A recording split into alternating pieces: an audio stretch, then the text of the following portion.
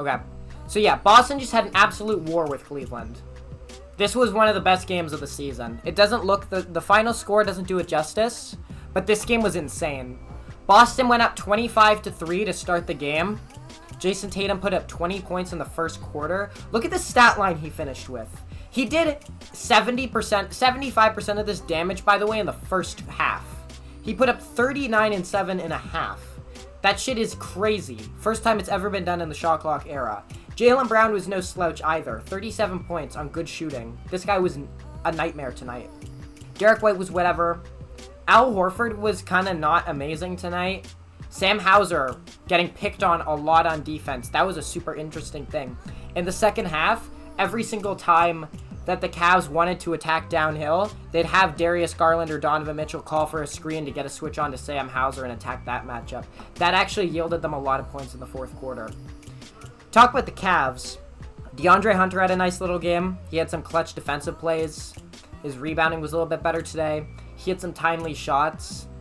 Very reliable, I would say. He brought exactly what they're looking for at the 3 right now. Max Strus didn't really do shit. I think he passed up on some open shots. I didn't really love that. Evan Mobley was a fucking animal tonight. He puts up the most calm stat lines, but he needs to be accounted for. He is an offensive weapon, and he needs to be accounted for. He is hitting threes in transition now. He's putting the ball on the deck and making plays for himself and his teammates. And he is a problem once he gets within, 3 feet of the basket. On top of being arguably the best defender in the NBA if you ignore Victor Wembanyama. He might win DPOY. I don't know who my pick for DPOY is, by the way, chat. I mean, honestly, the hipster take is Amen Thompson. The hipster pick is Amen Thompson. I don't hate it. Evan Mobley was awesome.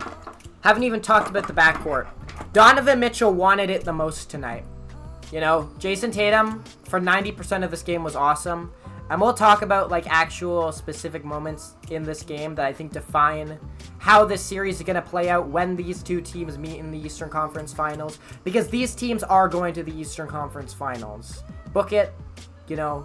Mark it down on your calendar. It's going to be Boston and Cleveland, and it's going to be a fucking war. And we're going to talk about what I think is going to be the deciding factor, because I'm starting to have some very strong feelings about this series. Donovan Mitchell was going downhill tonight, trying to dunk everything. He went into Al Horford's chest 3 or 4 times, trying to get a foul, or literally just trying to posterize him. It was insane.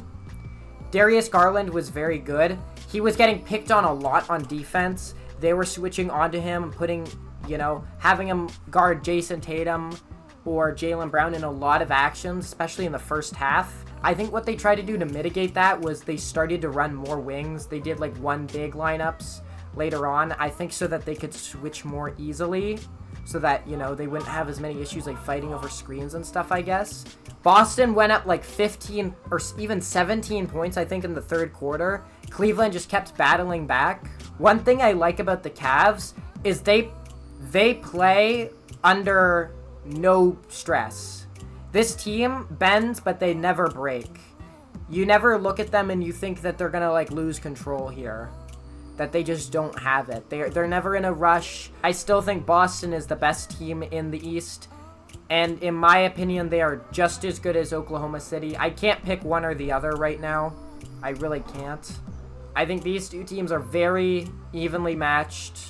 I think that the Cavs are good enough, and they proved to me in this matchup, that whoever wins between these two teams in the playoffs, when they match up, it's going to be the team who wants it more. This will be a true war of attrition. It won't be an effort that is won exclusively by talent. Because Jason Tatum, for as good as he is, he's so interesting to me, because I've been watching basketball this year, and I've been watching this shit like it's a story. I was doing this, I remember when Brian Windhorst was talking about Luka in the finals last year. He talked so much shit about him after his game 3. And he really set out this narrative, Luka Doncic is good enough to win an NBA Finals. But in order to get over the hump, he needs to prove that he can grow, that he can get past the technical fouls, and that he can get over himself a little bit. He is extremely talented. He has all the gifts. He's right there. He just needs He just needs to stop costing his team wins. I sort of feel the same way about Jason Tatum after this game. Jason Tatum, an unbelievable game through and through. Played amazing for 90% of it. In the last minute and a half, offensive foul on a horrible illegal screen, like a super fucking illegal screen. Airballs a 3. I believe he airballed another 3 earlier in the game, although I don't think this was really in clutch time. When this team needed a bucket in the last minute, Tatum was not the guy to make plays for them. I am a true Jason Tatum defender. I think the criticisms of him are super annoying. I think the reason people don't like Jason Tatum is not because he doesn't have aura or a personality. Yes, he's only 19, exactly. I think the reason people don't like Jason Tatum is because he got the easy way in and then an even easier way out. He was born into this league with a super team pretty much at his fingertips, a fantastic team from the very start, and he won a title last year easily on a team that was far more talented than every other team in the NBA. We can be fucking for real about that. I would say they're about as talented as they were last year. The league has just caught up to them a little bit.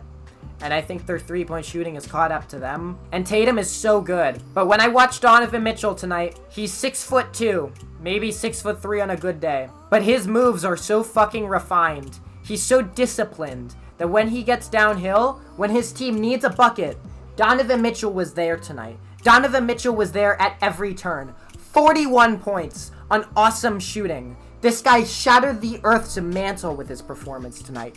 Jason Tatum was unbelievable for 90% of the game. But when his team needed him, he was not quite there. He was very close. This is not a vape, by the way. This is a fucking tripod. He was very close, but he's not quite there. And if he wants to win this series against the Cavs, if the Celtics wants to win this series against the Cavs, they need to show some resolve. And this is going to be true for next year as well, because best believe this Cavs team is going to be just as good next year. Think about it, right? Assuming they can maintain 8 of these guys. Let's say they somehow lose a Coro or fucking Merrill or Dean Wade, whoever. Okay.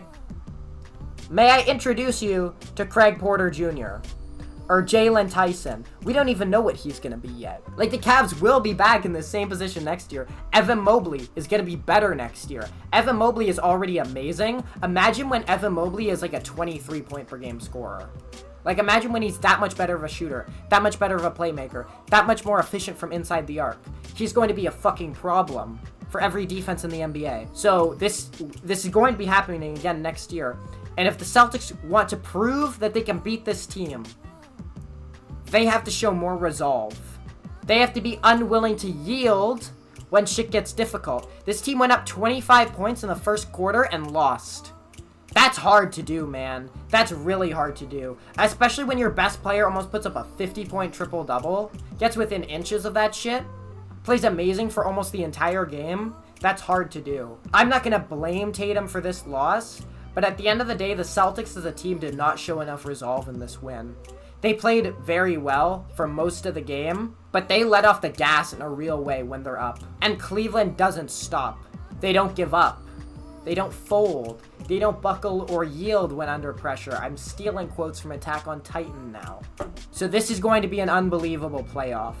A generational series, no doubt. And it will tell us a lot about Jason Tatum. It'll tell us a lot about Jaylen Brown. And it's going to tell us a lot about the Boston Celtics. Because the Cleveland Cavaliers are no worse than them on a good day. The Celtics have everything they need to beat them.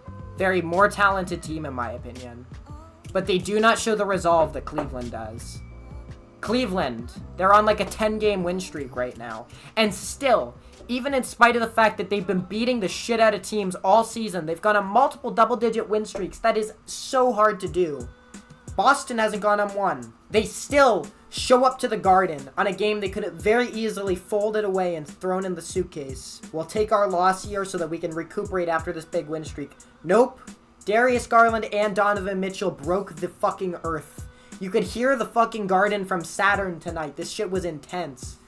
And they showed more resolve. And they showed more heart and more dedication to this win. So that's all I gotta say. I'm so excited for this series.